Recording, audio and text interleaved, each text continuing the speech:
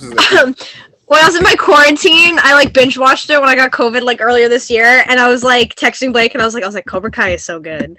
And then I made me like, I always loved Karate Kid, like even like the remake they did with Jaden Smith. Man. I actually liked that one too, but that it kind of like revamped my love for all the Karate Kid movies, and like that's why I'm like, Juwan, I really want you to watch Cobra Kai. I might watch Cobra Kai just because that kid's gonna be Jaime Blue Beetle. So I just can I tell you? He after that, I never heard of him before like watching this, and I realized that he was Blue Beetle. I watched it and I was like, holy shit! I am so excited for him as Blue Beetle. Yeah, I'm so excited for him as Hami. To kind of just get, a profile. He plays the main character, Miguel. Oh my god, he is so good. He's so incredible in that series. Like, I'll check it out. Him and Robbie are best characters. I won't check out anything else like High School Musical, but maybe I'll check out Cobra Kai. All right. You don't have to just check it out. We're gonna do a rewatch. I told you we're gonna do a watch with everybody. Never happen. Yes, you will. Yes, you will. Ever. Yes, you will. Listen, I'm getting Blake to do it, so I'm gonna get you to do it too. I'm a persuasive person. Look, I'd rather live. What was his face? I'm sorry. What was his face? It was very disapproving of what you. Let me see your face. Come on, do it again. Blake's gonna watch High School Musical, right? You're excited, right? Yeah, I'm totally excited.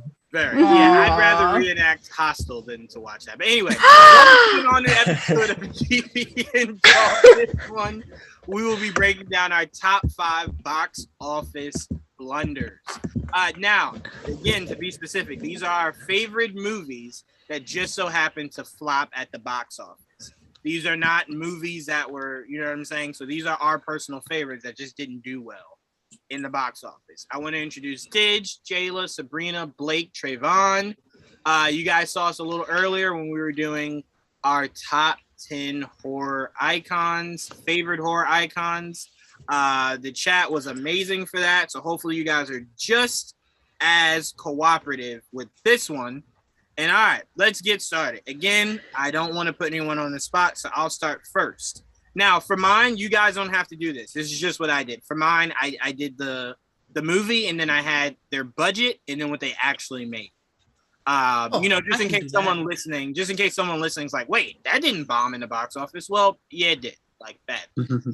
So my first movie is, and again, I don't really care what anyone says. Is this in the order of 5 to 1 still? Same way? However you want to do it, because it's only 5, so however you want to do it. Okay. You don't have to number it at all. You just name it. Okay. All right. So my the first one I'm putting up here is Huntsman, The Winter's War. Ooh, okay. I loved that movie with a passion. I thought it was good that they got away from Snow White.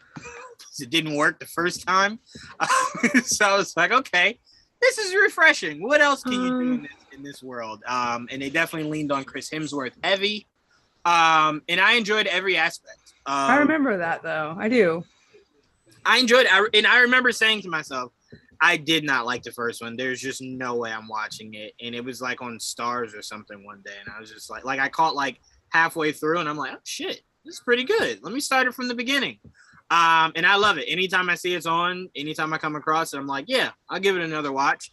So Huntsman, The Winter's War had a budget of $115 and it only made $165. Okay. So it did not have the effect it was really hoping it would have. And that's saying a lot. But again, Chris Hemsworth has transcended from that moment. So that wasn't that didn't bring down his career like I thought Ghostbusters would. So I'm glad he finagled his way out of that. But Didge, I'm gonna go to you next. What is the first one you're putting on the list? Osmosis Jones. Ooh. Box office? That did not do well at the box office. If you don't know Osmosis Jones, it was an animated movie. Where the Osmosis Jones, he's him, and I forgot the pill's name. But they're trying to stop the disease that's in. Wasn't it Bill Murray? It was his body. Yes, it was Bill Murray. Yep. Fun children's film. The budget was $70 million, and it made $14 million. Ooh. So very, very, very bad at the box office, which is interesting because I promise you, every person I know around my age was like, "Oh, I love that movie. I used to watch it all the time as a kid." So it's like, were you just not getting your parents to take you to the theaters to see it? Like, I didn't understand. Yeah, I don't know. And you know what? I'd be very interested to see what came out around Osmosis. That's true. Yeah. Because it had to have been something substantial. Because it seems like every kid's movie that comes out today makes like $1 billion, right? Well, I think it was also probably the time period that, like, yeah, kids were watching it, but it's not as, like, how it is today. I mean, but Osmosis Jones wasn't that far away from Shrek. Yeah, it came out in 2001. Yeah, and Shrek made buku dollars. Ice Age made buku dollars. I imagine. See, I think I'm curious to see what else it came out with too around the same time. Yeah, because that's what I'm trying to look. For a Bill Murray movie to make literally no money. Like something had to be afoot. I'm finding it very difficult to believe that it was just as simple as like no one liked it. Right. Wasn't Chris Rock also the voice of Osmosis Jones? Yeah, Chris Rock, he was the voice of Osmosis Jones. Lawrence Fishburne, he was the villain Thrax. So I'm assuming it was like an anthrax virus. Yeah. I mean, don't get me wrong. If Osmosis Jones came out in 2020, I would understand it not making any money. But back in 2001, it should have been a hit back then. Chris Rock, freaking Bill Murray, that should have been Lawrence Fishburne. That should have been a cash cow. So I got the opening weekend and the leading stuff like American Pie 2, Rush Hour 2, The Princess Diaries, but it's like none of those are really children's movies though. No, like but kids. Princess Diaries for sure. Fair. I understand.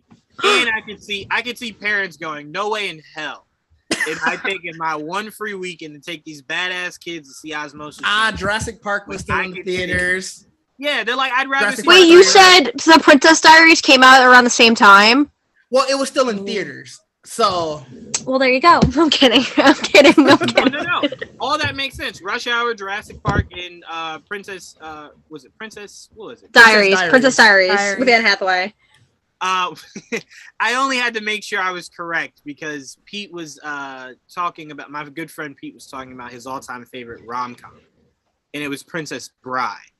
And okay. Bride, I've never seen Princess Bride, so I'm like, man, I love Anne Hathaway in that. And when I tell you, Pete almost hung up and never talked to me again when I made it. So now I got to make sure I'm saying it correct now, so I'm not messing up. Okay, Osmosis Jones, I like that, and that's really staggering. I think I watched that like a month ago on Showtime when it came on. I remember I watched it in health class. Yeah, we definitely watched it. I swear to God, they showed it to us in health class. I was like, what? For sure. Yes, that is 100% true. That was a health 101. Was just put that on. Okay, I like that, Didge. Trayvon, what do you got? What's the first one you putting up? Trayvon. Oh, okay. Sorry. I'm just making sure you heard me. I'm gonna go with Fantastic Four, the 2015 one. I actually did like it until okay. There was one part that I was like, why did they do this? But the effects, where they were going with the film, I liked. I liked that they were going more horror, like more dark, kind of not complete horror, but it was darker. I kind of like this because I liked him. I like director because I like Chronicle. That's why I was really excited for it at first anyway. So I was like, I was excited for it. And it still was in the vein of that from what I saw. And I was like, this, he did the same thing what I wanted him to do. It's just unfortunate that stuff was interfered and the movie was tampered with. But anyway, so it had a budget of 155 and it made 168. God damn. So I just, I was really sad about that because I actually was really excited where it was going. I liked the cast and everything. I did so. Yeah. Because I love Josh Trank so much, I refuse to say anything negative that could affect Josh Trank. So I love you, Josh Trank. I was so excited, man. I loved your Your Capone movie that you did with Tom Hardy. I'm glad we got to talk about that. That was pretty dope. But yeah, I'll just decide not to speak on Fantastic Four or Fanforstic. Fanforstic. Fanforstic is the name that it gets. I usually got the negative people, zone. We even got the negative zone. He tried to do some really cool things with that, but it didn't land. But I try to tell people always call it Fanforstic because I will take no slander to the OG 2005. Oh, not at all. Yeah, so I love that. I like the sequel as well. So I'm with you. I love the sequel. So. I keep trying to tell people, everyone, whenever they talk about Rise of Silver Surfer, they always shit on Galactus. But I always tell people there was a whole entire movie before that happened. Exactly. And no one ever wants to talk about before that moment. They just want to talk about that moment. That was I liked the movie. I don't lie. I love Rise of Silver Surfer. I loved it. I loved the little. First of all, they got so innovative. Was great. The ship that they had that broke off into 4 pieces. That was so cool. Fantastic Four, bro. Like I love that. I freaking love it. I love it. And you got Lawrence Fishburne, the voice, Silver Surfer. Come on, bro. Come on. That Norman Rad. Yeah. I can't wait to see more of that character in the MCU. But anyway, that was a good pick, Trayvon, because that's definitely something that literally tripped up before it even came out. That movie was doomed. Kind of like the first Suicide Squad. It was no bueno before it actually hit theaters. And that one, see, you know what's funny about that? That one wasn't a flop, though. What, Suicide Squad? Yeah, it wasn't a flop. It's really hard for a Will It was going to be Margot Robbie movie. But yeah. It's not a flop. It did not flop. And that's why I always tell people. Are you talking about the Suicide Squad or Suicide Squad? No, Suicide Squad. 2016. Yeah, David Ayers. The one with Joker. People love to poo-poo all over. I had a great fucking time.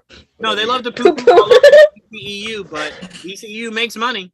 Yeah, exactly. Yeah. They make Ducket, so that's all I'm saying. All right, J-Lo, what's the first movie you putting up on the list? Kind of continuing on from where we left off last time. I want to say Malignant.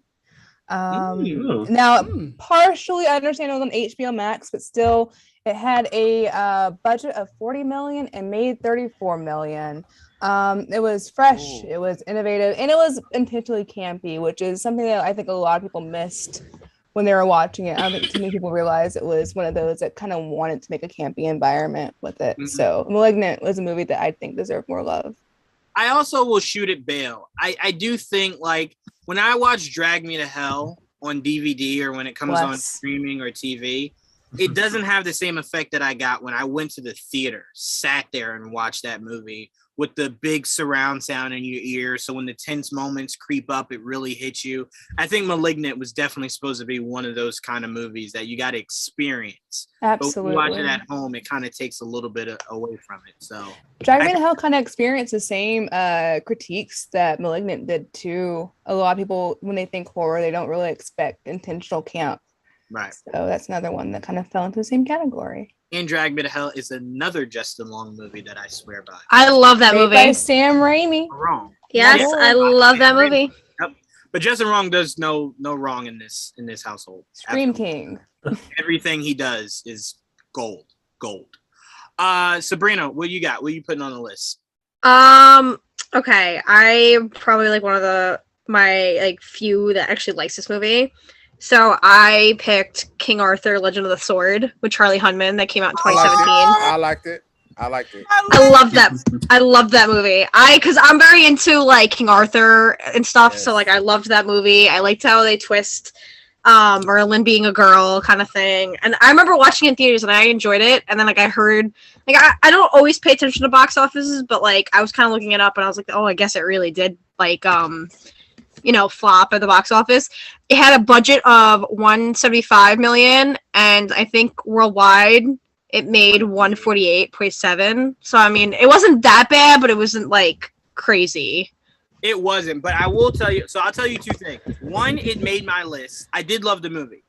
I love that movie. I am the world's biggest Guy Ritchie fan. Okay. Yeah, he was really good. Yeah, it was really good. Time favorite director. That man. Yeah. I liked his directing style for this. I loved it. And I'll say this. Me and Joelle got a chance to see the advanced copy of this movie, and we said we kind of felt like it wouldn't do well because you know how when you do a screener and they specifically say no phones out, don't tweet about this, keep it to yourself. They were the opposite. They were like, tweet everything, promote it. Oh, really? Posters, hats, gift bags.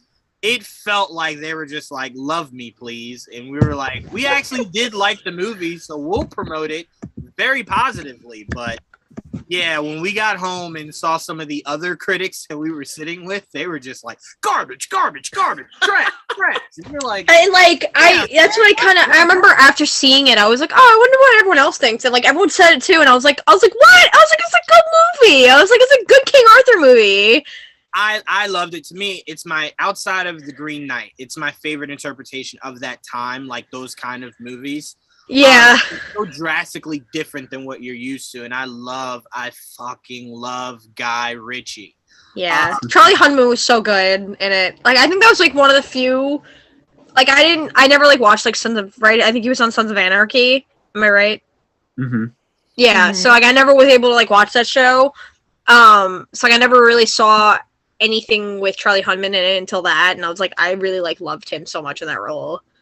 Like, I think he was perfect as King Arthur. Have you seen The Gentleman? No. Oh God, I love that movie. All right, add it to our list. Beautiful cinema. All right, add it to our list then. We have a movie list for everything. Never-ending You know what, list. Sabrina? The only reason why I asked you, and I'm gonna move on to you, Blake. But the only reason why I asked you is that was Colin Farrell's biggest project before getting the role of the Penguin.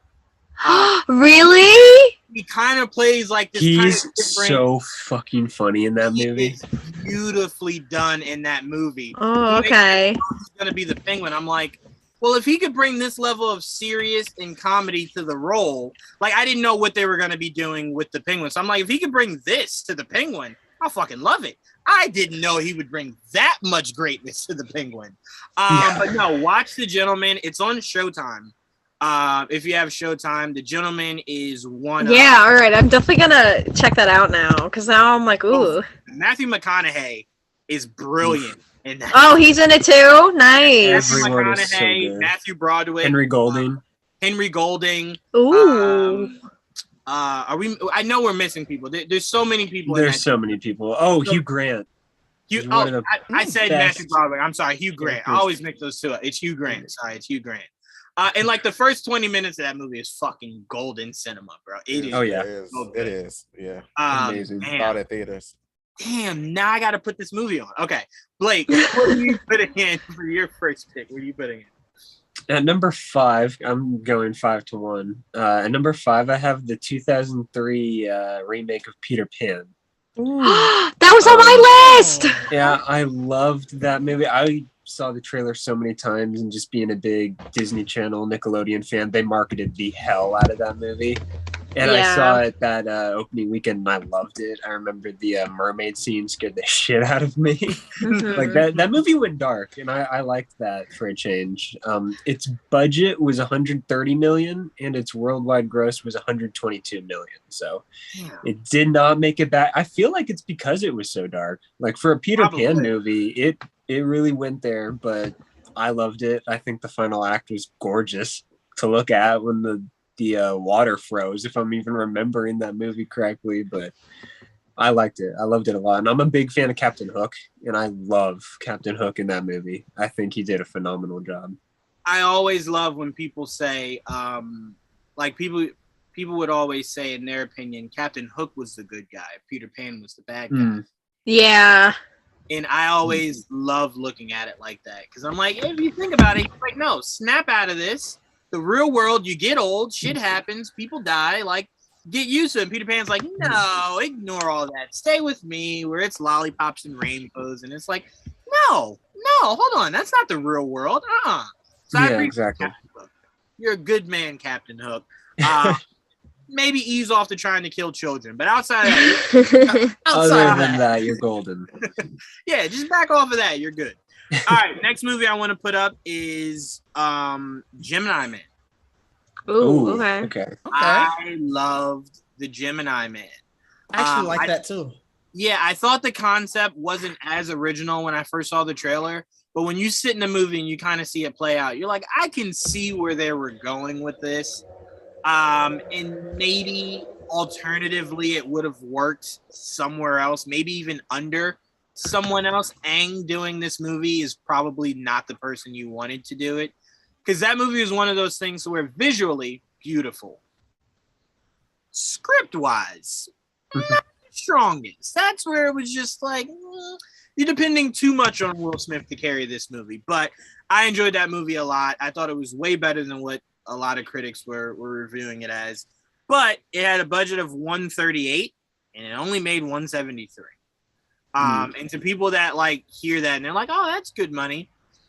When you have a movie with Will Smith and your budget is that low, you're thinking you're gonna get $400 million out of this movie. To only get what, like 20-something, 30-something million dollars out of that? And usually those budgets though don't also include marketing costs anyway. So right.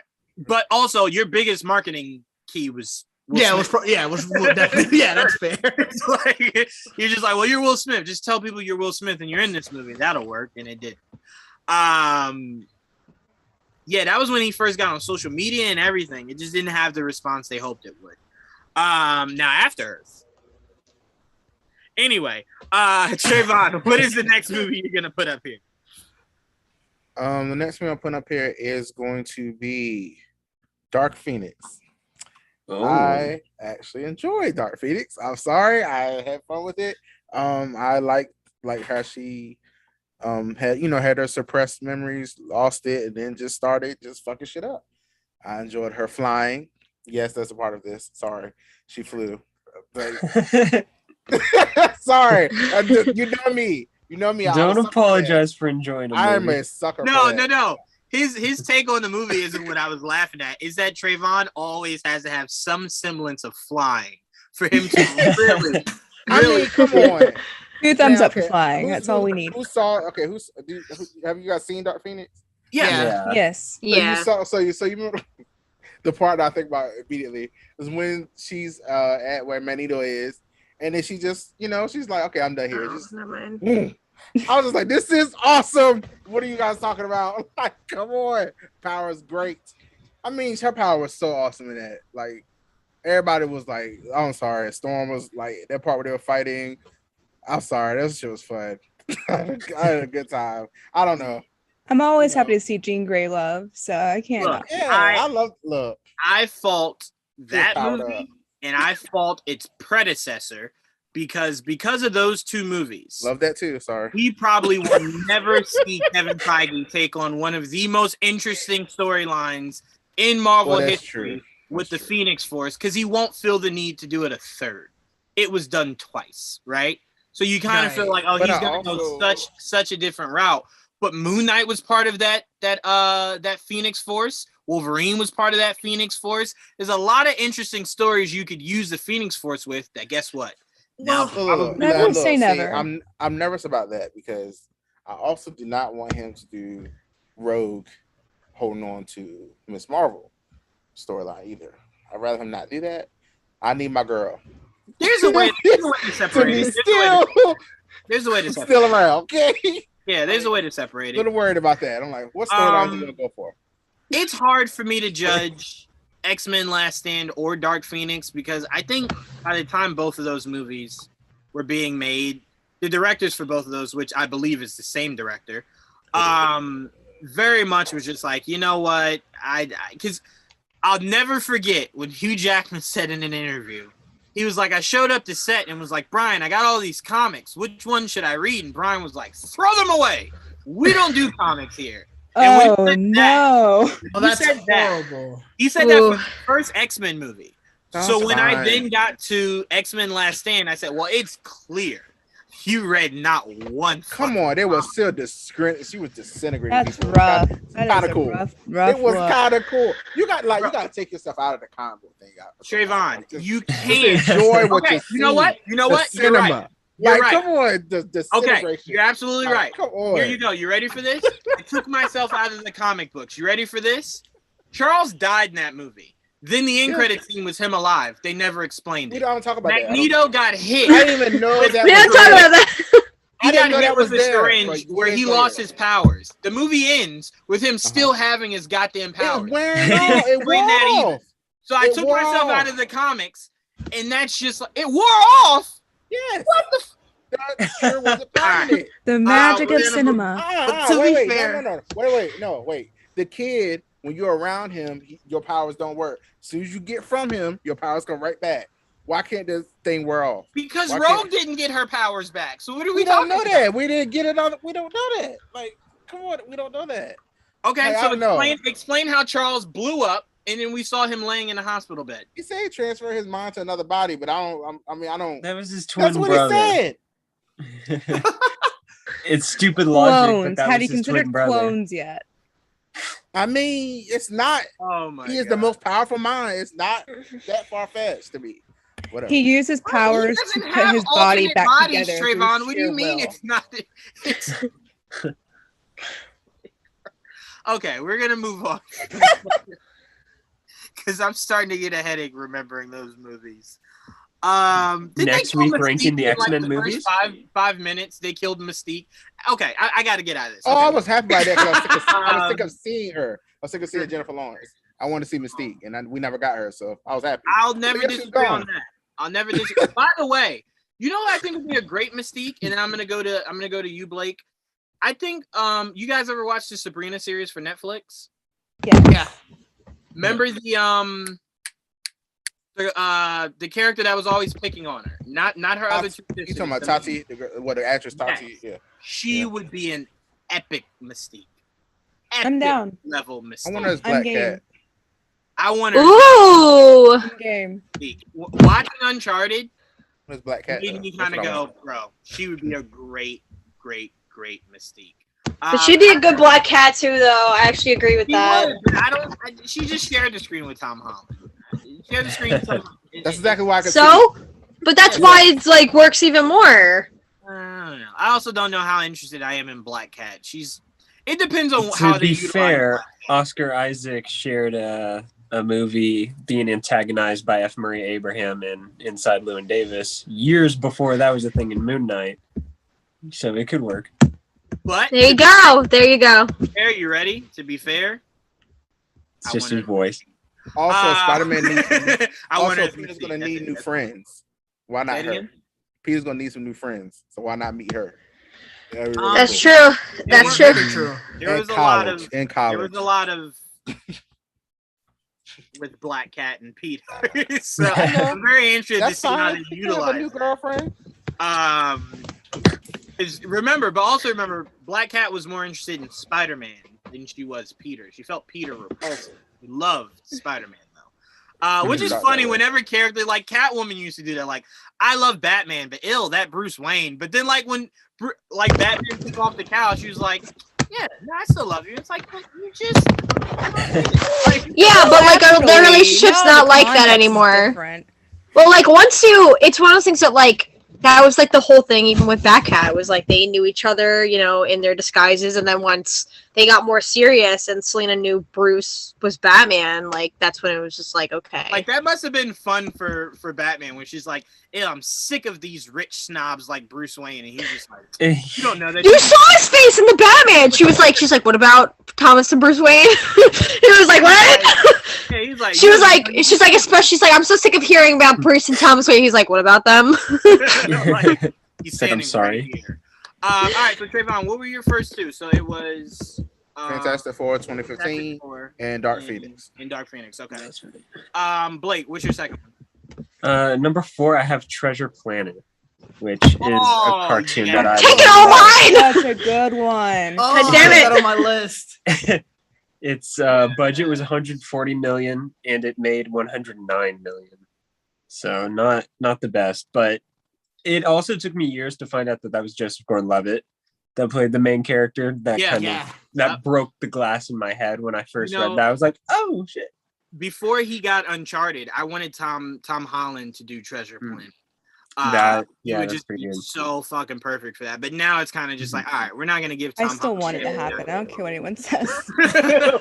Wait, say it again? Tom Holland everything. No, I was just saying I wanted them to do a Treasure Planet live action with Tom Holland. I need that.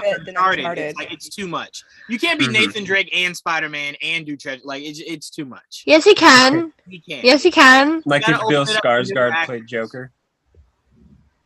Yeah, he can. He could too. If Barry wasn't cast as Joker, it would have worked too.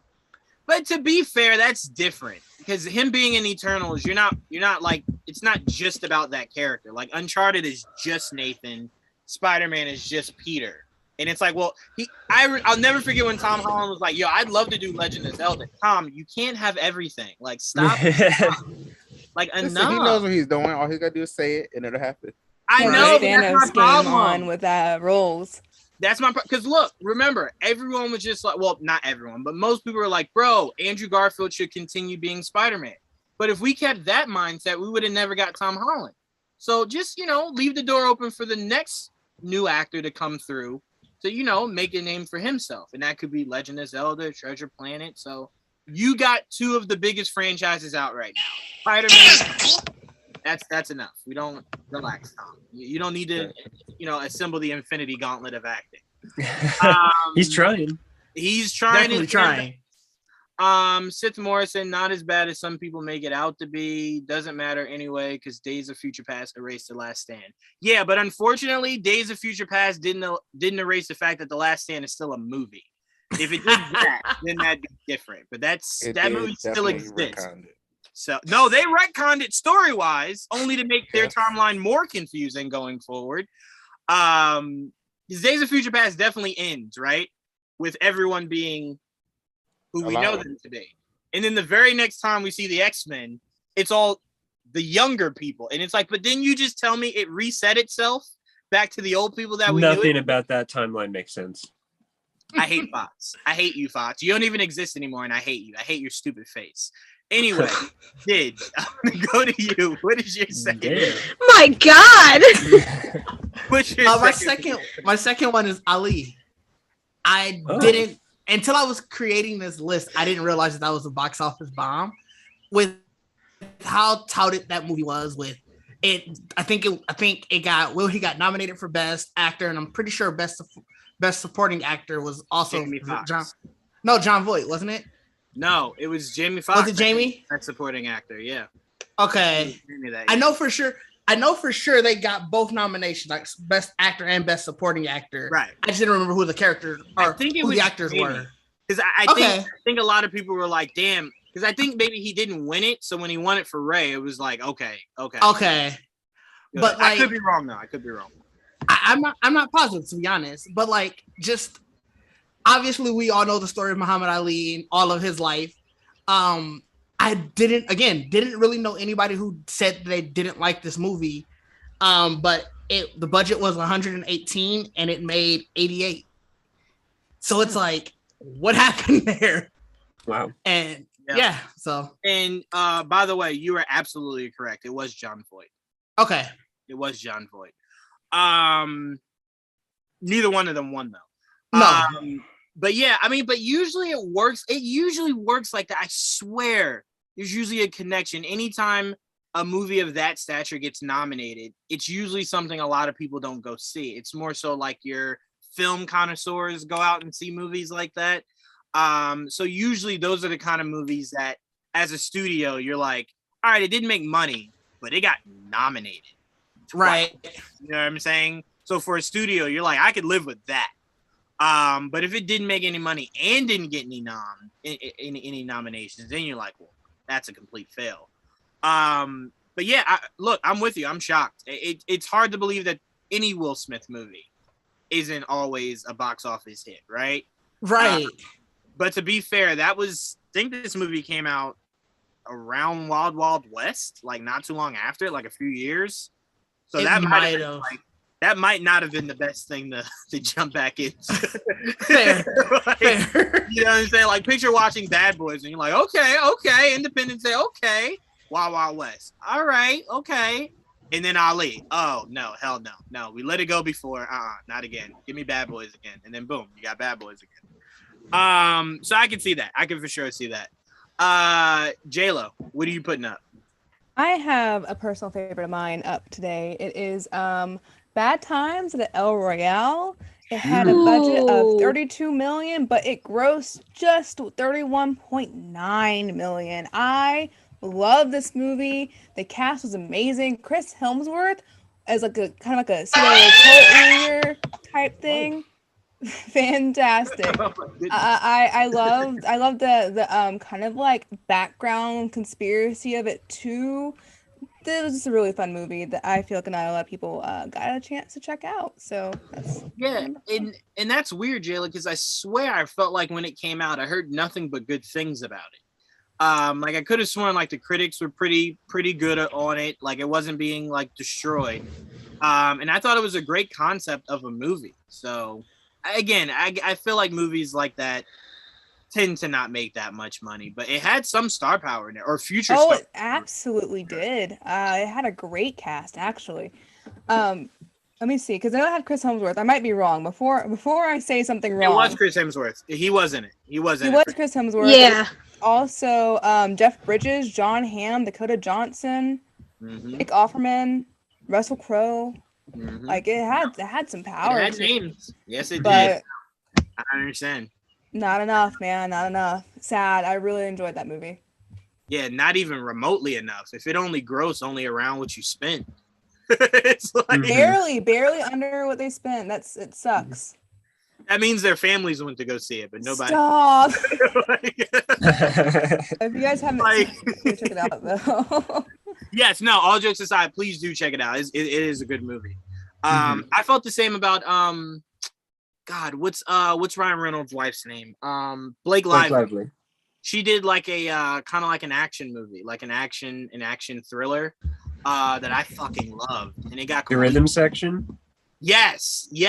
I love The Rhythm Section, and it got completely shitted on, but it was a good time. I had a great time with that movie. It wasn't unrealistic. Like when she was fighting, she was getting her ass whooped, you know, because she didn't know how to fight.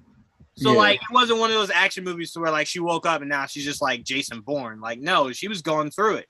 So I did like that movie a lot for sure. Yeah. All right, Sabrina, what are you putting up? Okay, what am I going with? Because I'm just trying to figure it out. Okay. So I'm gonna get a lot of hate for this because I don't love the movie, but I did enjoy it for what it is. I'm afraid because I feel like someone's gonna be like, "Really?" You never get blowback. It's Green Lantern. Oh, really? Come on. Yeah. No, you don't. The movie was good until You the never get clown. blowback. Oh, really? You're like, "Oh no, good." They were good. Green Lantern. They were. I liked it. I don't think it's a masterpiece or anything, but I enjoyed it for what it was. That's fair. I liked Ryan Reynolds as Hal Jordan. That's like really, you know. Yeah.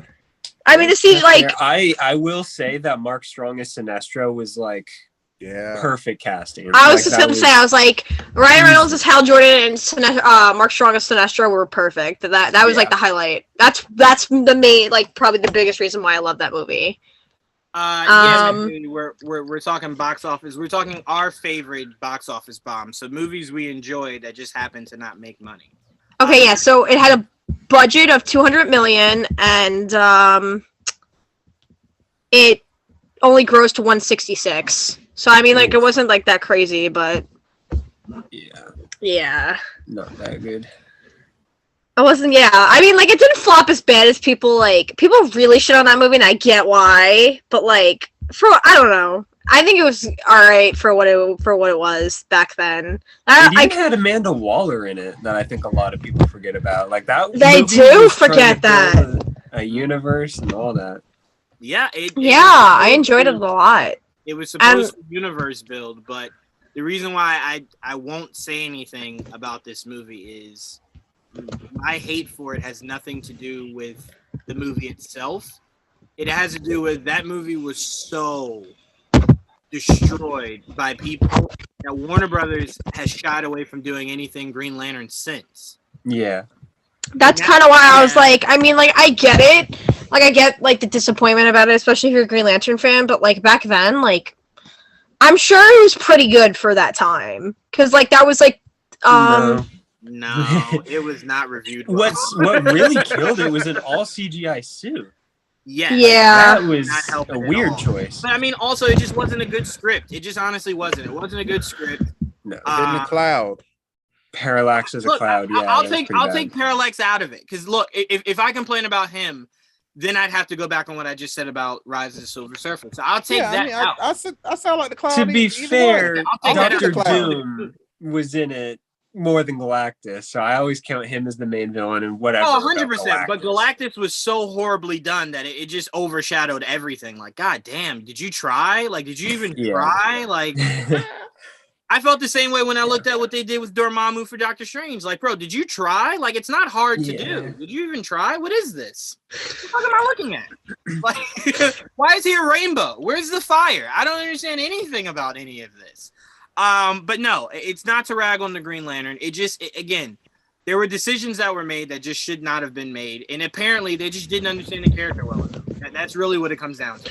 Yeah, like, but I think the takeaway from this, I think they either, whether it did good or bad, whatever, they shouldn't have shied away from doing more Green Lantern. Because Green Lantern's such a popular character, and like that's why I'm glad they're finally doing a show. He's a core Justice League member.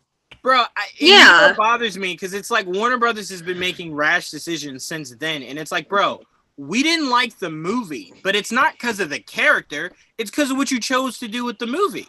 Why the hell would you shy away from the character? Just do better. That was the weird thing. Yeah. We don't know how to do Green Lantern, so here's more Superman and Batman. It's like, well, thank you, but give me more Green Lantern. Like, what the hell? Like a project trail would make it even better. Like, bring even more people if they like went in and did it completely differently. You get even more attention to it. Yes, and then now, because it's been in limbo for like 3 or 4 years, they were talking about Tom Cruise being the new Hal Jordan. And it being a story of where John takes over the Earth sector while Hal Jordan worries more about Oa and everything. And it's kind of like Lethal Weapon. And I'm like, well, why haven't you pulled the fucking trigger on that? Why are we still waiting? Why am I getting a show about lanterns with no Hal and John before I'm getting Hal and John? I thought John was at least going to be in it. There is no John or Hal. They were told. I knew Hal wasn't, but I thought it. Well, no, I think it's because like they can't do that in case they decide to do it theatrically. Well, no. It's not in case. The theatrical is still happening. And that's why they weren't allowed to do it. So there wasn't a maybe. It was definitive. We're going to use these characters. So use somebody else. And they literally went out and found every other Green Lantern member. Which is like, it's not bad because like, it's not like they're scooping at the end of the barrel. Like they have Guy Gardner, which is a pretty like well-known Lantern. Mm-hmm. I think that I've heard, I don't know if it's true, but like I heard that they might do Kyle, which I'm hoping they do. That's the rumor, but they're definitely. I really, really hope he do, because like during that time when he became Green Lantern, he was the Green Lantern for that generation. So like, if they can't do John and Hal, then they have to do like Guy, Alan, Scott. Kyle's the best one. That's Kyle, yeah, no, he is. That's why I'm like, I'm really after Hal and John. Best Lantern. After Hal and John. Yes. Here's Hal and John, and here's Kyle. Oh yeah, no, I can't agree with that. I mean, maybe in Blue front Lantern, he is the best. Maybe in front of the other one, not John. No, I kind of agree.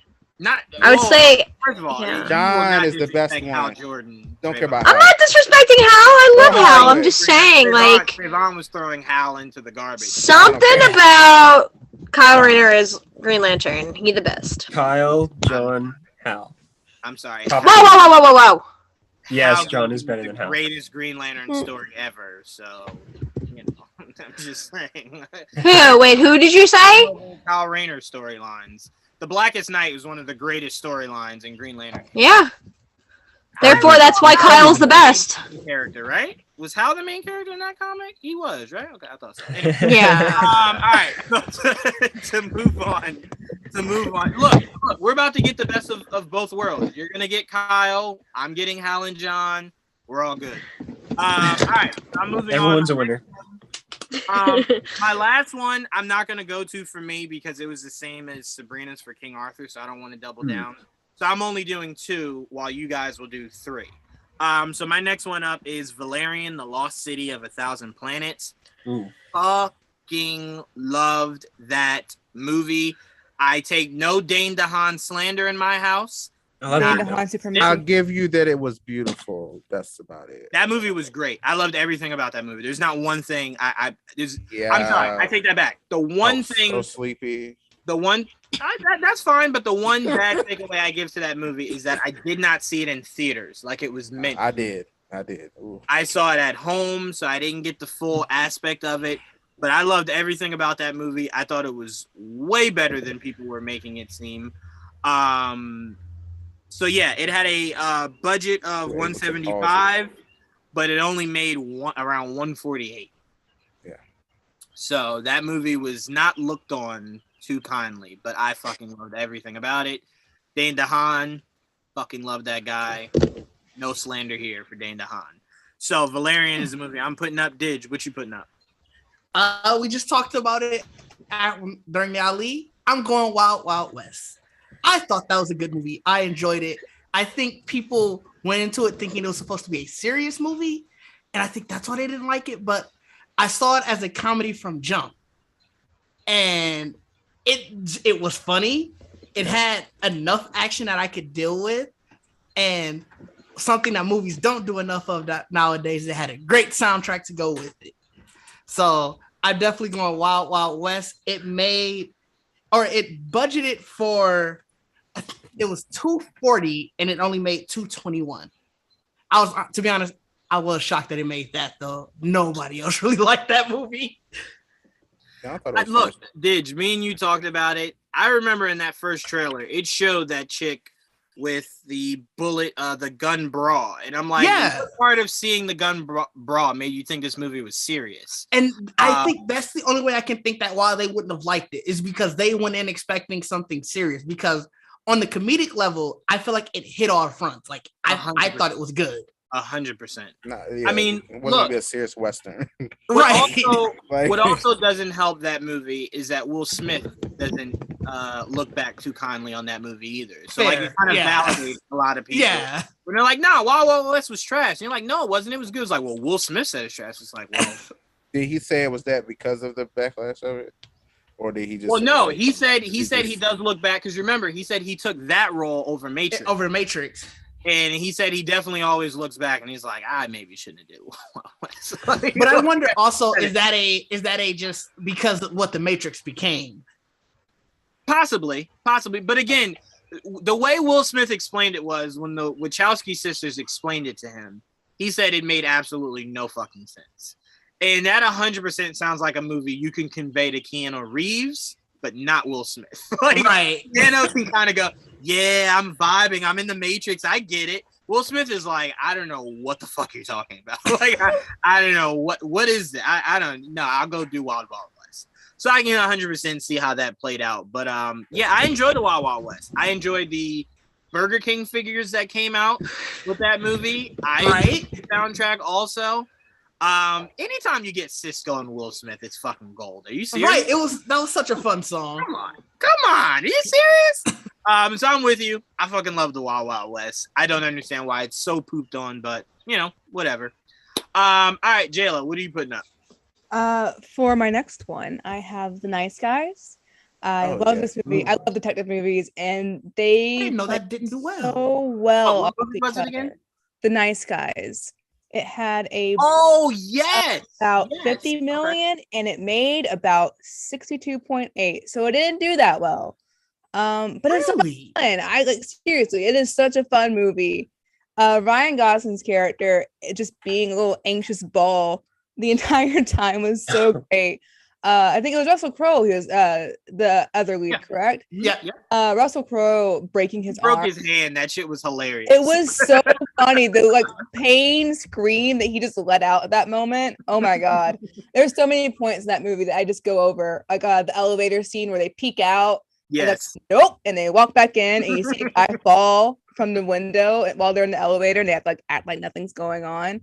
Yeah, no. Nice Guys, amazing movie. Definitely underrated. I will say the the good news for your movies, unlike most of our movies, is that was actually greenlit for a sequel.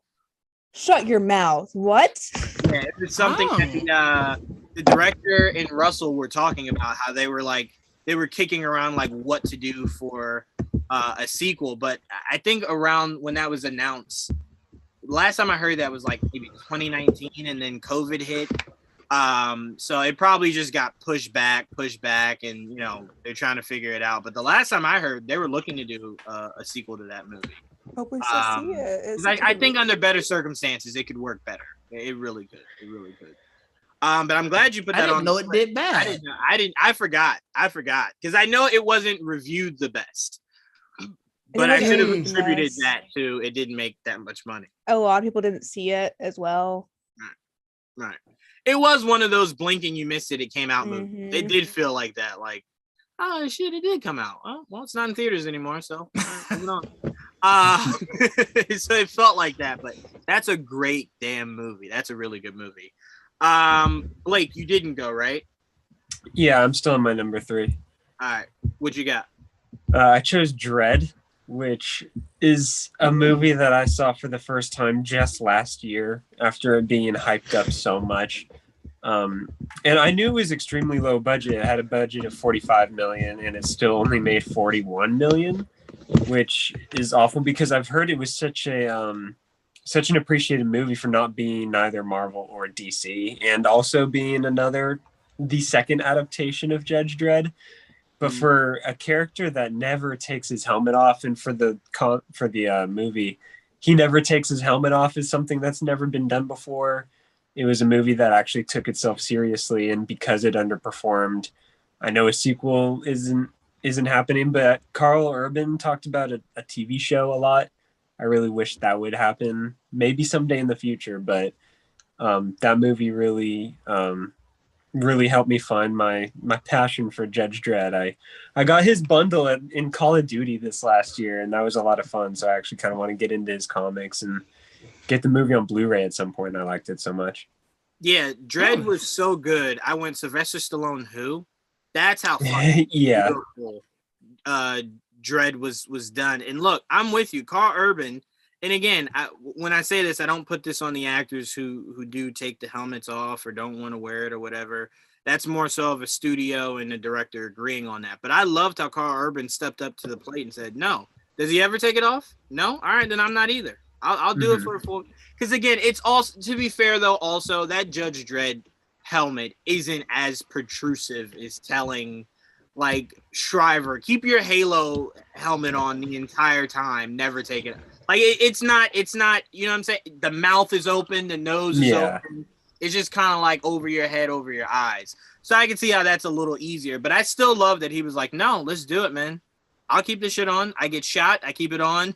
Like no matter what happens in this movie, it stays on. So I do appreciate that a lot. Yeah. And Carl Urban is a fucking legend, man. He's who I wanted to be Batman for the CW. I want him for a Wolverine. I don't know. I gotta double check his name. A lot of people aren't on board with that. No. It's not Carl Urban I have a problem with. It's that my next Wolverine. You don't need another tall Wolverine. Yeah, he needs to that's the thing. Be very short. Hey, Radcliffe. Have you guys heard about Daniel Radcliffe? People are suggesting they want Daniel Radcliffe. That's what I just said. Now, I will say that's the one I keep seeing like a lot. I will say this for everyone that keeps saying that. You guys might not remember this, but Daniel Radcliffe is who people had rumored for Moon Knight for years. I didn't remember that. It was never true. So I think Daniel Radcliffe might be one of the rare actors when he says, no, legit, I have nothing to do with that character. He might actually mean it. I thought it was a fan cast. No. But they asked him about it. They've asked him about it. There were like rumors that were attached to Daniel's name for Moon Knight for a while, and then he kept saying, "I'm not Moon. I'm not Moon Knight." But to be fair, he said he'd never say never with the Wolverine one. Oh, 100%. No, don't get me wrong. I wholeheartedly believe if Kevin called him tomorrow, he would say yes before the word. But I also believe him when he says, literally, no one's called me. Oh yeah, no, that part, yes. Oh yeah. Yeah, I thought you were saying that he was like, no, I'm not. I don't need to do it. Oh no. Because even in the interview, he was saying like, I and this is what led me to believe when he heard the rumors, he looked into it. Is because he said one thing that I'm like, okay, Daniel, I caught that when he said, I'm honored that people, because they want the accurate size of Wolverine, they thought of me. And I'm like, you looked into this shit. Right. You know why we want you as Wolverine. Okay. So if Daniel ever became Wolverine, I'd be fine with that. But Carl Urban, I think, is a little too tall for me. And Hugh Jackman already has people thinking Wolverine is never in a costume, just a t-shirt and jeans and tall as shit. No, none a lot of of things to fight against these days. Right. I'm like, part of Wolverine's thing was being able to sniff out people, right? And part of the thing was he would get down there and actually sniff for people. So his whole pose in anything old Wolverine is so to the ground. Hugh Jackman couldn't do that fucking pose. Like, he's tall as shit. So yeah, I need smaller. People are going to be shocked. Yeah, I tell you, man, people aren't going to accept whoever the next Wolverine is because they will not leave Hugh Jackman. And I will argue them down about that. It's fine. They can live.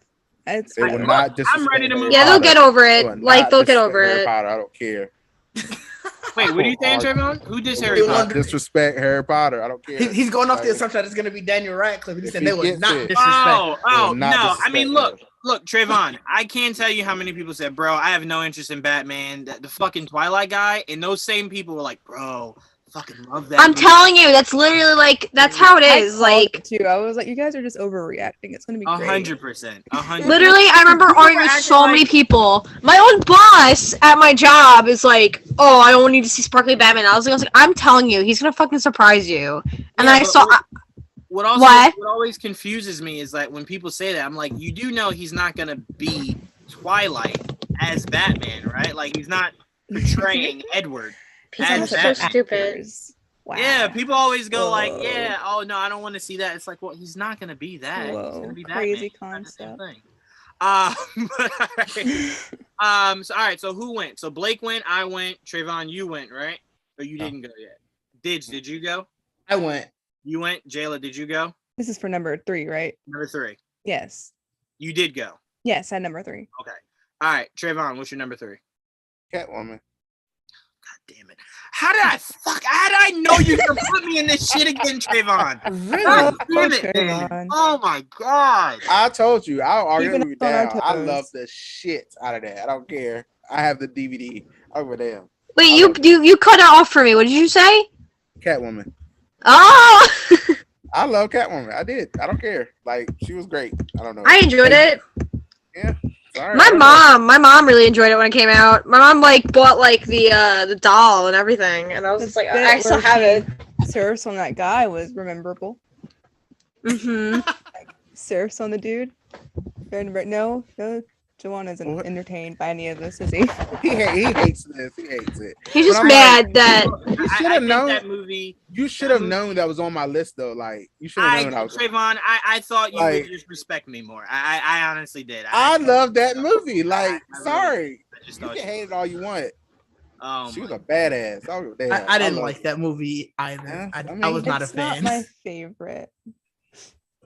Bro, she wasn't even Selena Kyle. That didn't matter. I didn't care about that. I said Catwoman. I didn't say Selena Kyle. I like how Catwoman is supposed to be. I don't care. Like, I like how Jawan was just it exploded out of him. They got the mythos behind and everything. The Egyptian. I loved all that shit. I don't care. It's like the fuse just it was lit. It was over. Right. He broke. We broke him this time. I ate it up. I don't care. I love Catwoman, and this is my list, and you gonna deal with it.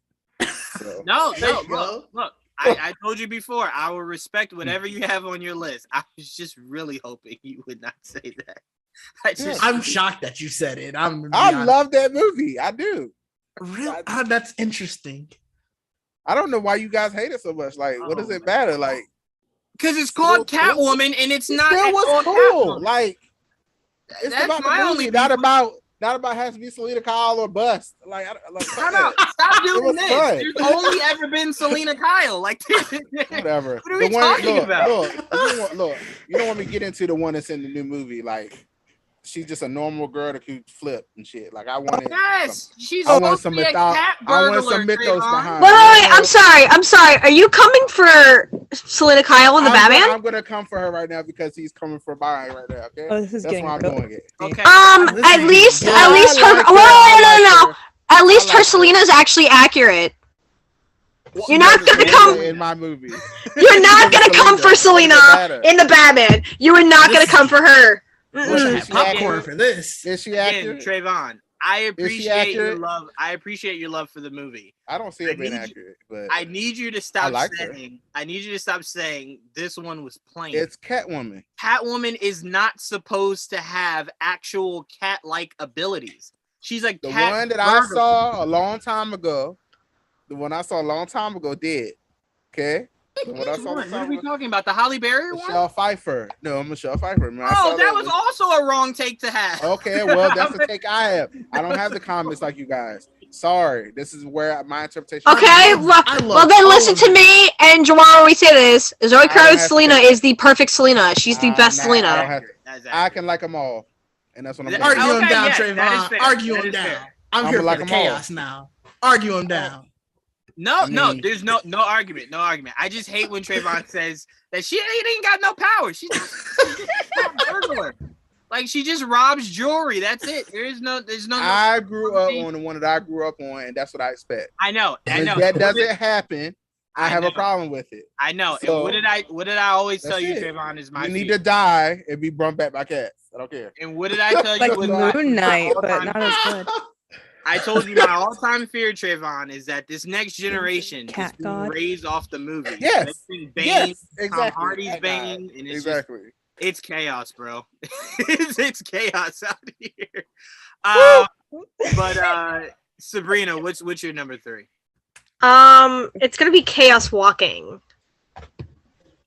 That was with Tom. It's with Tom Holland. It's with Tom Holland and Daisy Ridley. Yeah. I liked it because I love Tom Holland and I'll literally watch any of his movies. Like another one of his is on this too. I'm trying to think, what was the budget? The budget was 100 to 125 million and it only made 27.1 million. Jeez. Wait, what? Woo! They kept pushing it back though. They kept pushing it back. Yeah, like they released it last year. Like it basically, like I was waiting on this movie because I know he was like, I remember when he was filming it. And because they kept pushing it back, it made no noise when it released. And I was like, I was still waiting on it. And I was like, and I think someone told me, they're like, oh, have you seen Chaos Walking yet? And I was like, no, it's not out yet. And they told me, and I was like, oh, shit. Because it's like, they didn't really announce it anywhere. Like, I remember Tom, like, barely announced when it was actually officially out. Part of its also part of its biggest problem was that was right after Daisy Ridley had just finished Star Wars. And to a lot of people, Daisy's name was completely tarnished with Star Wars. Well, yes and no. I mean, she got, like, a lot of roles after being in Star Wars, whether the movies were good or not. I was about to say, those first 2 movies were not good. That Orient Express, that movie was hot doo-doo cakes. That was trash. Are you talking about Star Wars? No. Murder on the Orient Express. Oh, I was like... Yeah. No. I was like, what? Yeah, Star Wars. The Force Awakens not good? What? Force Awakens is probably the only one of the 3 that was good. But yeah, so that movie just had no real backing behind it. Like no one was really promoting it. I didn't see anyone really doing talk shows about it. It was just it wasn't good for them in that movie. So I could definitely see that. I could definitely understand how that made no noise. All right. So my final movie, remember you guys still have 2 left, but this is my final one. My final one is The Wolfman. Fucking that's my same one. Loved that movie. God. Everything about it. Benicio del Toro, Anthony Hopkins. Like, come on. That movie's amazing. I don't care. Yes. I don't care either. I'm like, how the fuck did you not follow up with a sequel? Forget the people that talk shit. Give it to us that loved it. It had a budget of 150 and it only made around 139, 140. So it didn't make all that much, but when I tell you Benicio del Toro acted his ass off in that movie, man. Damn. And you know what it was? You know what I loved the most about it was that it kind of was like Batman and Alfred, Anthony Hopkins and Benicio del Toro's relationship. It very much was like that, and Benicio del Toro as the fucking wolf was. The effects on that wolf looked incredible. Yes, it did. Yes, his transformation. It was nominated for an Oscar. The effects were so good. It was. Wow. Yes, it was. Yes, it was. And look, that's what a lot of people try to attribute the Suicide Squad being good for. Like, oh, it got nominated. So Wolfman got nominated. Yeah. You know? So I love that movie with every ounce of my heart. When did that come out? 2010. I was about to say, 2009, 2010. Oh, Emily Blunt was in it. Yeah. She was and Hugo Weaving. Yep, Hugo Weaving. It was a stacked movie. It was really good. It's just a lot of people didn't receive it well for whatever reasons. But I loved it. So my complete list is Huntsman, The Winter's War, Gemini Man, King Arthur, Legend of the Sword, Valerian, The Lost City of Thousand Planets, and The Wolfman. Those are my top 5. Fucking love those movies. I will say really quickly, honorable mention for me is Shoot 'Em Up. Ooh. Shoot 'Em Up. That's another actor that I will follow him to the ends of the earth. Paul Giamatti, I fucking love Paul Giamatti. The Amazing Spider-Man 2 never happened. I love you gotta love him for his dad too. I love Paul Giamatti. Okay. He also gave us one of the greatest Frankie Muniz movies ever. Big Fat Liar. Yep. Iconic. Paul Giamatti is that's him. Icon. Okay. Yes, sir. So I want to Rhino still happened though. Rhino still happened. Did not happen. Never happened. You got like she said, you got to take the good with the bad. I don't even know what you're talking about. He wasn't in it. All right. He wasn't in it. You just stopped the movie before the end. I stopped the movie before it begins. No. I just go Amazing Spider-Man. And Amazing Spider-Man 2 had its good moments. I'll stick by that. I will not disagree with that, but I will also agree that Rhino wasn't in it. So that's where I'm at. Sure. But Jayla, what's your number 2? Oh man, one of my favorites, Annihilation. Annihilation had. Sorry, my fucking laptop died. It's all good. You're good. Annihilation had between 40 and 55 million. I've seen that's the range I saw, but it only made about 43.1. Annihilation was awesome. I loved it. I'm a broken record when it comes to this kind of horror, but sci-fi, Lovecraftian, otherworldly type situations, and it was so cool. The bear scene is iconic, and it's one of my favorite horror scenes of all time, genuinely. Annihilation. Oscar Isaac movie too, right? Oscar Isaac, my boy. Yes. Man. Oh, I don't want to say too much because I know a lot of people haven't got a chance to see it yet. But it's been out for forever, Jayla. Just say spoiler alert and say it. You're good. Yeah, it's been out for a long time. The ending scene where like things got like she made it to the core and it had the video set up of like what was going on, and you saw like 2 of them, and like the whole question is Oscar Isaac even himself? Is she even herself when she returns? That gives you so much to think about and so much to theorize on. And it was so well made. You know why I think that movie wasn't received well and didn't make as much money as it should have? I think too many people, albeit they were wrong, I think too many people compared it to Arrival. I think. Oh my God! Yeah, no, I see that for sure. The same, and Arrival was this like big time, like huge, great movie, and I think a lot of people thought it was just trying to be that. Again, if you watch it, you can see that it's different, but I can see how on the surface a lot of people are like, "Bro, didn't I just see Arrival? Like, why yeah, and also a lot of audiences or mainstream audiences aren't always open to like such open-ended stories, and Annihilation does not answer probably even half of the questions you're going to ask when you watch it. So that's going to rub a lot of people the wrong way as well. You said the bear scene. Wasn't it an alligator? No, it was a bear. It was a bear? Yeah. What was the alligator bear. Mm-hmm. What was the alligator? There's an alligator in it as well, I believe. But there's a bear. When one of them, they get like tied up in the house, and then the bear comes in.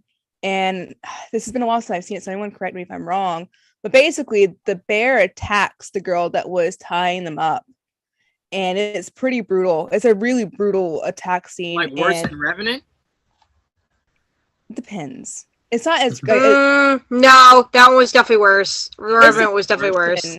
that gets me more than Revenant, because like I kind of knew it was coming with the Revenant, but with Revenant's just more realistic, so it kind of depends on like your definition of what's more brutal. I gotta be honest with you. I did not see that coming. I did not see a bear squaring up with a grown man. I did not think that would ever happen. Well, also in Annihilation, the bear mimics one of their voices. Has this like scream that sounds like their friend's voice. That freaked me out too. So it kind of depends on what you find scary and how deep you're into the story and stuff like that. You can't really compare the two bears, since one is like a messed up, interdimensional, infected bear. Right. I'm with you. And I still stand by Leo shouldn't have got an Oscar for Revenant. But anyway, so Jayla, that was your number 2, right? That was my number 2, yes. Okay. Did you give me your number 2? No, but my number 2, Blake already talked on it earlier with Treasure Planet. So I don't think we need to rehash it again. It's such a good fucking movie. It really is, man. Those movies in like the early to mid 2000s they were slapping, bro. Like there was not one bad animated movie that was coming out in that time. They were just hitting on all cylinders, bro. Literally everywhere. Yeah. All right, Trayvon, you definitely gave yours. Sabrina, what was your number 2? You're still muted, Trayvon. You're muted. No, that was my third one. That was your third. Yeah. Okay, I'm glad you got that out early. Okay, I'm gonna go to you after Sabrina. Go ahead, Sabrina. I'm just gonna do like one more because like another one of mine was Pan, and like Blake had that too. They're 2 different movies. Oh, no, Peter Pan. I meant the 2003 one. Yeah, that was one of mine too. So I'm just gonna do like one more, just because like the ones I had, some people took. So I was like, I don't want to repeat it. Another one is a Tom Holland movie. It's like the first movie after I watched Civil War that I went back and saw was In the Heart of the Sea with Chris Hemsworth. They were really good. It had a budget of $100 million and it only made $89.7 million, which is like not too bad, but you know, obviously, like if it doesn't make over it, but its budget or over its budget, people, you know, think it doesn't That's the one they were do starving well. themselves for, right? Oh, say it again? They worked really hard in that movie. Didn't they like starve themselves or something? Yeah. He couldn't like they weren't able to eat certain stuff because like he had to look like a sick kid on the boat. Everything. I love that movie. After I found out, you know, Tom was playing Spider-Man, I was like, I'm gonna watch a couple of his movies. I watched that one. I think it was on the plane going somewhere, and I fell in love with him as an actor. And I was like, I love him as like an actor, and I like ended up going on a binge of all of his movies. And like, yeah, that's definitely one of my favorites. I think my only favorite Tom Holland movie outside of geekdom is the one he did for Netflix. On Devil All the Time. I love that movie. That's my favorite movie. That's my favorite movie of his. Yeah, I love that movie. I've seen it so many times. Delusions. Him and Rob are so good in that movie. Oh my god. Hey preacher, you got time for a sinner? I've seen it a healthy amount of times. I don't know why. I think it's because like it I've always been like one of those, you know, people that's like, oh, Tom's more than just him as Spider-Man. Like he's actually a good actor. And like that movie like really proved that to so many people that like he's, you know, he could do a serious role like that. Right. So and I also love the plot of the movie. It's so good. I love that movie. It's so good. And the Delusions thing was definitely great. Oh, Rob was so good in that movie too. Like I hated that I had to hate him in this movie, but it was really good. I kind of didn't hate him. I'm like, you're about to be Batman. I love you. Well, yeah, I know. But he's not a good person. Revenant, his Tea Guardian was not a good person. I was frothing mad at him. Oh my god. Oh my god, that's a high level of mad. Think about what he did. Think about what he did in the movie. I'm just saying, I've never heard that. One second. Frothing mad? That's heavy. That's heavy. Yeah, he was not a good person in this movie. But that's why I was like, why are you my Batman? Hey, I was just like, hey, I can't wait. Don that cape, man. Hurry up and get out. Yeah, I know. I was like, ooh. But this was the second. Go ahead. No, what'd you say, Sabrina? No, go ahead.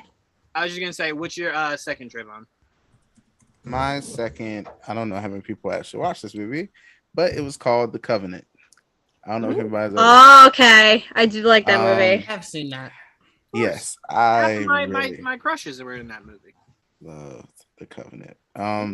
So it had a budget of 20 million. It only made 37.6. Witches, though. That's why you love that movie. That's right. Yeah. I know you. That is right. I loved that. Like the whole backing of the story of their families, and I like that. I've watched that movie so many times just for that. just the powers, just the way they just, oh man, like they jumped off the cliff and shit, just landed like it was nothing, like stuff like that. It's just cool. I was like, this is a power I would want to have. Like they had some powers, like especially when the whole car got like this tore up and he just brought it back together.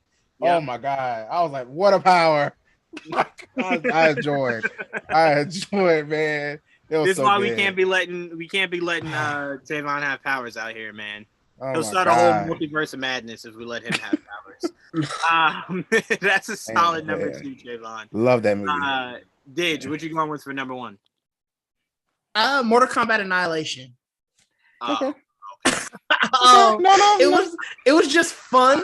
It wasn't anything that needed to be. I didn't really care about having like an amazing story. I didn't care about something that was gonna grip me. I just wanted something that was fun. The box office, it made about 50, but the budget was like 38. So it made something, but coming off of the first Mortal Kombat movie, which made over 100, I can't remember the exact number, but obviously that's a way far downfall. Bruh, Annihilation was so bad. I remember when they made this reboot, the first thing I said was, God, please don't let it be worse than Annihilation. Like, all you have to do to pass this test is just be better than what came before you. And it was only slightly better, but it was better nonetheless. And I can always appreciate it being better. I think with any Mortal Kombat movie, like I think the newest one was the worst of the 3 because I wasn't a huge fan. What? I wasn't a huge fan of the new character. I didn't like the new character. I don't disagree with you on that. I wasn't a fan of him either. I was a fan of looking at him, but not a fan of the character. But like, be honest. That's my. But I think that's why I think that one was the worst of the 3 is because you brought in a new character. I would have been okay with if he was just a new character brought in, but you made him the central part of the movie. And it's like, I already don't care about a storyline really in Mortal Kombat movies, but at least give me fights with my favorites. And most of the fights we got in this one was through him. That's why I was like, this is like low bar for me. You are 100% correct, and it was still better than Annihilation. Are you excited for this? Are you excited for the sequel? I'm still excited for the sequel. Yeah. Okay. My only issue with the new Mortal Kombat was I don't ever want a world where Liu Kang's not my main character. That's it. That was my only issue. Don't ever give me a storyline where Liu Kang's not my main character. What the fuck makes you think I care about anybody not named Liu Kang? But like, even if it was like a lot, even if there were a lot of fights with like Sub-Zero or like Jax, Johnny Cage, that Sub-Zero Scorpion fight at the end was fire, bro. Yeah, that was fire. At the beginning and at the end was fire. Yeah. So like, even if we would have got fights like those and it's not centered around Liu Kang, I still would have been okay with it. This was a completely brand new character who we barely got anything on his like storyline, but you made him the central part of the movie, and it's like, that's not why we're here. They could have used Johnny Cage in place of him easily too if they wanted to do something differently. And I feel like it was a huge waste for Mortal Kombat for like barely like they had some gore, but for Mortal Kombat, I feel like they wasted it. I feel like they wasted an opportunity for a lot of the fights. But to me, though, I think you have to earn Johnny Cage. I think Johnny Cage should be something you earn. It should be like coming. Right. Yeah. Trayvon, I honestly treat Johnny Cage the same way your Power Rangers movie treated Tommy. Like, you got to earn Tommy. You don't just get Tommy in the first movie. That's one of the most recognizable characters. So you kind of want to bring in the new aspect, try to get your new audience that way. And then once they're in, you bring in the most recognizable face that they know outside of Sub-Zero and Scorpion. To me, I thought that was very well done because it now heightens it for the next one, right? Where you bring in Johnny Cage and it's now like, all right, this is Johnny's world now. Like, what are we going to see Johnny do? But is it? Because I guess it's Cole's word. Is that? Yeah, it was Cole. Wasn't that his name? Can guarantee you they will not double down on that. So Cole will be in it. He'll be in it, but they will not double down on making it a Cole-centric movie. There's just okay. You done met him now. They done told you about him now. Now you can move his ass back to the back.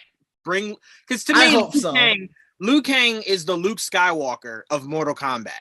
Everything is surrounded by Liu Kang. Every game you've ever played, it's Liu Kang.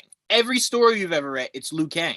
So to me, to have him way in the back, way in the back, and then it's just like, yeah, he's just one of the guys. Just one of them. This could have been Kung Lao's story. This could have been his story. Bro, they did him dirty, bro. They did Kung Lao dirty, bro. That's who could have been Cole in this one. It could have been Kung Lao's story, and then you go that route if you don't want Johnny Cage in the first place or in the first movie rather.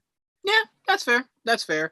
I'm just saying, I remember having to watch Annihilation in daycare like every Friday. Like that was the only thing they would that or the why are you watching that in daycare? It doesn't feel like a daycare movie.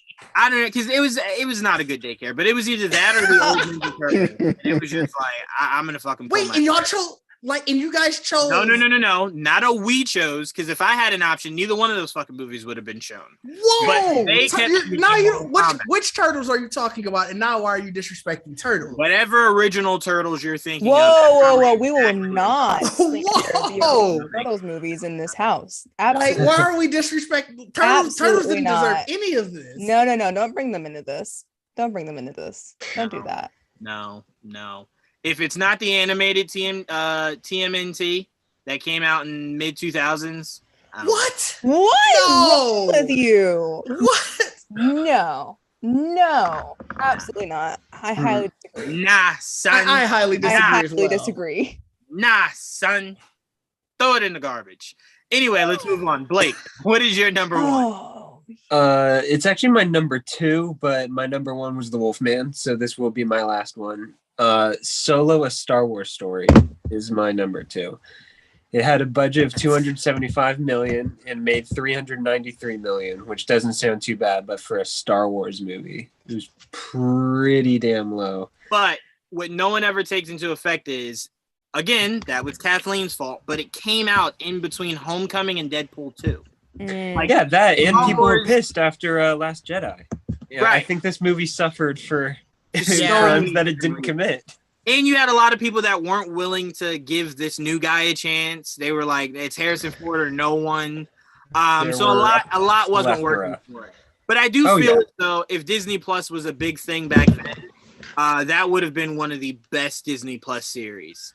And speaking of which, people keep saying make Solo 2 happen. That's probably not going to happen, but we will see it continue in the Lando show and possibly an Akira show, which I know that's rumored, is that she's getting her own show.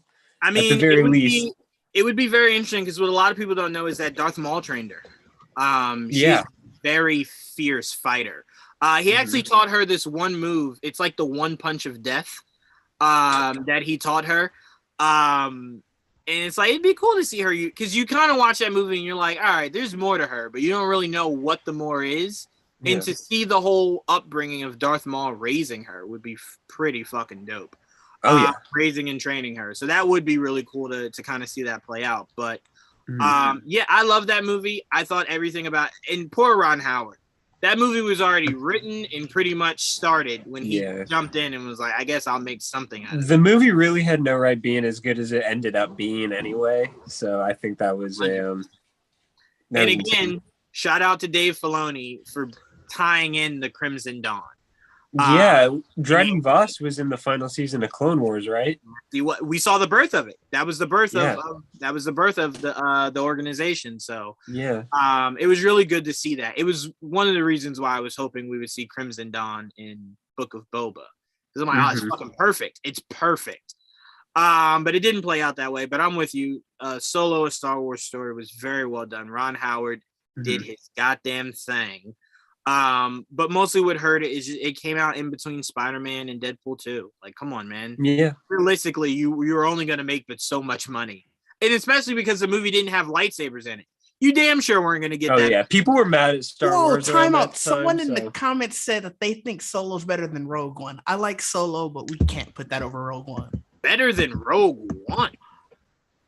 Like, me and Sabrina are going to back out of this argument.